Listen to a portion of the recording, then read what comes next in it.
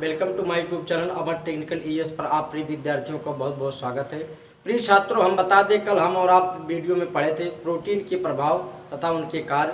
Protein के प्रभाव से जो हमारे मानव शरीर के अंदर जो रोग हो रहे थे, उनकी कमी से जो इफेक्ट हो रहे थे, हम और आप उनका अध्ययन कर रहे थे। तो प्रिय छात्रों, आज हम और आप अध्ययन करेंगे बायोटीन के बारे में। बायोटीन मानव जीवन में कितना उपयोगी है, बायोटीन को हमारे शरीर में जो कमियां होती है, बायोटीन से जितने भी इफेक्ट्स होते हैं, आज हम और आप उसके माध्यम से यहाँ पर आज अध्ययन करेंगे।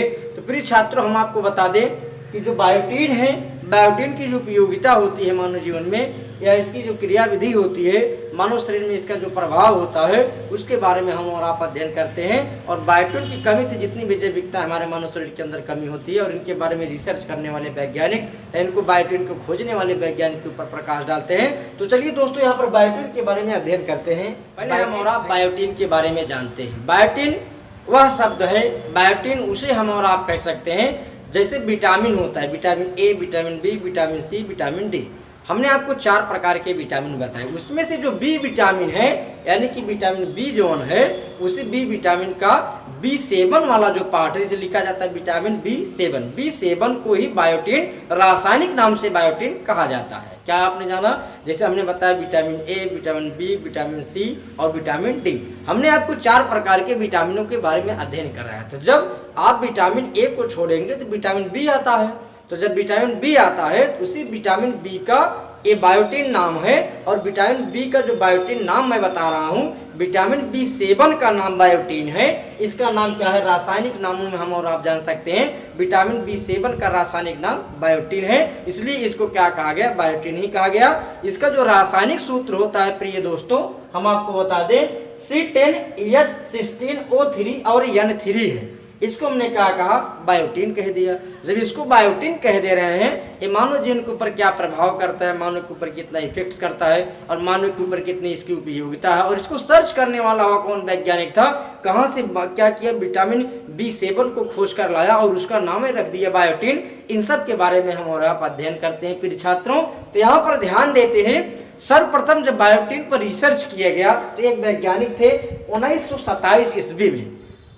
1927 ईस्वी में प्रिय छात्रों बायोटीन को रिसर्च करके निकाला गया। एक साइंटिस्ट का नाम बोयस था। क्या नाम था? 1927 ईस्वी में बायोटीन के ऊपर रिसर्च किया गया। वह बायोटीन जो विटामिन बी का कॉम्प्लेक्स था, जिसे विटामिन B7 कहा जाता था, उसका रासायनिक नाम रखा गया बायोटीन। बायोटीन के ऊपर रिसर्च किया गया। रिसर्च करने वाले वैज्ञानिक का नाम था 1927 में बोयस नामक वैज्ञानिक ने रिसर्च किया।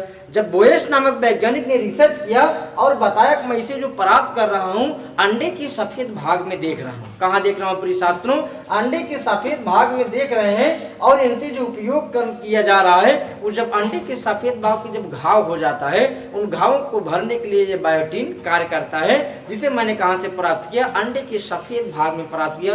जैसे हम और आप देखते हैं, अंडा होता है मुर्गी का, अंडे को देख लीजिए व्हाइट दिखाई दे रहा है प्रिय छात्रों, और उसी का जो सफेद वाला भाग है, उसी पर क्या किया बोयस नामक साइंटिस्ट ने 1927 ईस्वी में रिसर्च किया और बताया, जो इसका सफेद भाग दिखाई दे रहा है, मैं इसी के परत पर क्या कर रहा हूँ? बायोटीन की खोज कर ले रहा हूँ। उस खोज को हमने क्या नाम दे दिया? बायोटीन नाम दे दिया। और खोजने वाला साइंटिस्ट कौन सा है? बोयस है। कब रिसर्च किया? 1927 ईस्वी में किया। बोयस कह रहे हैं, मैं अंडे के सफेद भाग में इसके उपयोग के बारे में जानता हूं, और हमारे मानव शरीर में इसकी उपयोगिता जो होती है बायोटीन की क्या है, इसके बारे में अध्ययन करते हैं। तब दूसरे प्रकार पर बताने इसका उपचार जो हुआ, यानी कि बायोटीन की जो क्रिया विधि हुई, घाव हुआ, भरने की क्रिया कहाँ से हुई? बायोटीन की हुई। 1927 में बोयस नामक साइंटिस्ट ने रिसर्च किया। लेकिन उसके बाद जब इसका उपचार होता है, यकृत, खमीर, अंडे के पीले भाग से किया जाता है। जो यकृत है, खमीर है, अंडे का पीला भाग है, इन सब से हमारे बॉडी के अंदर जो उपचार होता है घावों की जगह पर, तब बायोटीन वहाँ पर कार्य करता है। और इसको यकृत के जगह, जैसे मान लेते हैं यकृत के अंदर घाव हो जाए, खमीर के अंदर प्राप्त कर सकते हैं, अंडे के अंदर प्राप्त कर सकते हैं, अंडे के पीले भाग के अंदर प्राप्त कर सकते हैं। इस सभी जगहों पर उपचार के रूप में क्या करता है? कार्य करता है। और हर एक जगहों पर इस बायोटीन की उपयोगिता होती है प्रिय छात्रों, जो कि उपचार की क्रियाविधि से जाना जाता है। तो बोयस नामक साइंटिस्ट ने 1927 ईस्वी में जो रिसर्च करके निकाला, उस बायोटीन की उपयोगिता हम कहाँ देख रहे हैं? यकृत में देख रहे हैं, अंडे के पीले भाग में देख रहे हैं, और कहाँ देख रहे हैं? खमीर के अंदर देख रहे हैं। सभी की उपयोगिता कहाँ पड़ती है? इस बायोटीन की इनके जगहों पर पड़ती उपचार के हेतु से। तो आगे चलते हैं प्रिय छात्रों, हमने लास्ट में लिखा है भोज्य पदार्थ तथा एंटी एग हाइट। मैंने क्या लिखा प्रिय छात्रों, यहाँ पर ध्यान दो, भोज्य पदार्थ तत्व कहा, उसके बाद बताया इसी बायोटिन को एंटी एग, एग का मतलब जान ही रहे हैं हम, अंडे से रिलेशन उसका जोड़ दिया गया है, यानी कि अंडा से ज्यादा और कुछ नहीं होगा। एंटी एग हाइट इसका नाम दिया गया, इसे इंज्यूरी कहा गया, फैक्टर कहा गया। क्या कहा गया, उसी बायोटिन के आगे चल के भोज्य पदार्थों में जब उसको गिना जा रहा है, तत्वों में जब गिना जा रहा है बायोटिन को, यह कहा जा रहा है ये तो एंटी एग है, एंटी एग है, ये बायोटिन नहीं है, एक प्रकार का एंटी एग है, और हाइट इंजुरी है, और वेक्टर फैक्टर कहा जा रहा है। कब, जब भोज्य पदार्थ में उसकी संख्याओं को गिना जा रहा है तब। तो प्रिय छात्रों, पहले हमने आपको बताया खोज बता दिया, उसके बाद बता दिया उपचार बता दिया। जब भोज्य पदार्थ में उसी हम बायोटिन को गणना कर रहे थे, तो बायोटिन को जैसे ही भोज्य पदार्थ में हमने और आपने गणना करना चालू किया, तो इसको क्या कह दे रहा हूँ, नाम दे रहा हूँ, नया नाम दे रहा हूँ। उस नाम का क्या नाम है, एंटी एग है। एंटी एग के बाद मैंने कहा हाइट इंजुरी फैक्टर है। ये सभी नाम दिए गए किसको, जब उसको भोज्य पदार्थ में उसकी गणना की गई। तो चलते हैं प्रिय छात्रों, बायोटिन को सर्च करने के बाद बहुत से साइंटिस्ट ने इस पर योगदान और दिया था। तो 1927 के बाद एक वैज्ञानिक और उत्पन्न करते हैं बायोटिन की उपयोगिता को, एक अनुसंधान करते हैं, रिसर्च करते हैं उसी बायोटिन के ऊपर। और बायोटिन के ऊपर 1931 में एक रिसर्च आता है, एक वैज्ञानिक थे जिनका नाम जीआरजी था। तो जीआरजी नामक वैज्ञानिक ने उसी बायोटिन के ऊपर जब रिसर्च करना चालू किया, तो इसको क्या कह दिया, एक तत्व है। मैंने तो अभी कहा विटामिन बी का कॉम्प्लेक्स है, विटामिन बी का कॉम्प्लेक्स B7 है, B7 का रासायनिक नाम क्या है, बायोटिन है। अब बायोटिन का हमने रासायनिक क्रिया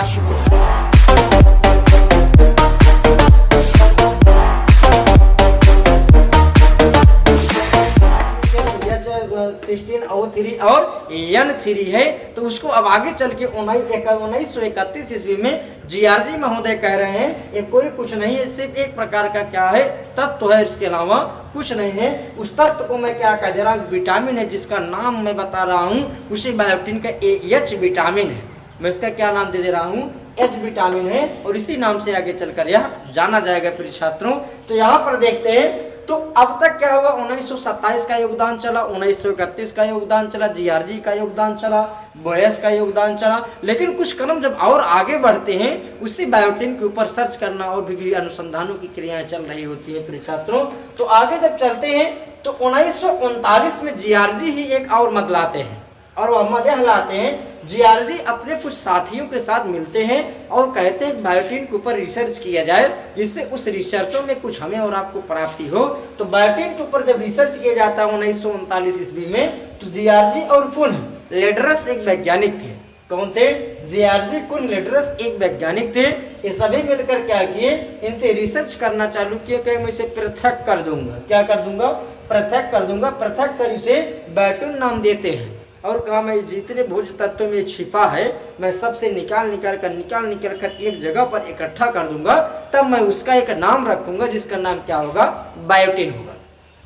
जब उसको वहां से निकालते हैं, पृथक कर देते हैं, इसका नाम क्या रखते हैं, बायोटिन रखते हैं। तो प्रतियोगी परीक्षाओं में पूछा जाने वाला क्वेश्चन यहीं से उठ जाता है प्रिय साथियों। तो पूछा जाता है वह कौन से वैज्ञानिक थे, जिन्होंने भोज्य पदार्थ के तत्वों से निकालकर उसका नाम पृथक करके क्या रखा, बायोटिन रखा।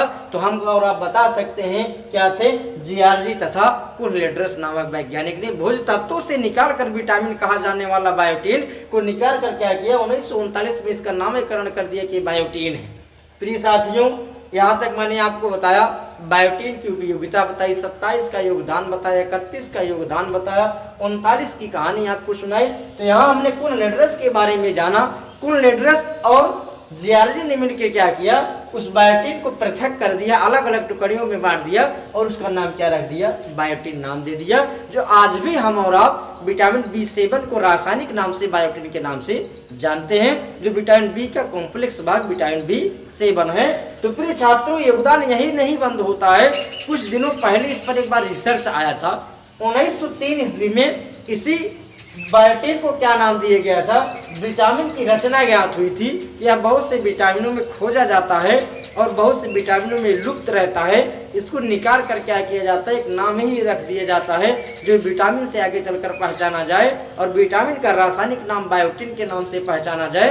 तो 1903 का जो योगदान है जियार्जी और कोलेड्रस का, यह बता रहे हैं विटामिन की रचना ज्ञात हुई थी 1903 में। मैंने इसको रिसर्च कर लिया था और यह ज्ञात किया था कि जो विटामिन में छुपा भोज्य तत्व है, मैं इस तत्व का नाम आगे चलकर बायोटिन करता हूँ, विटामिन बी कॉम्प्लेक्स का B7 नाम रखता हूँ।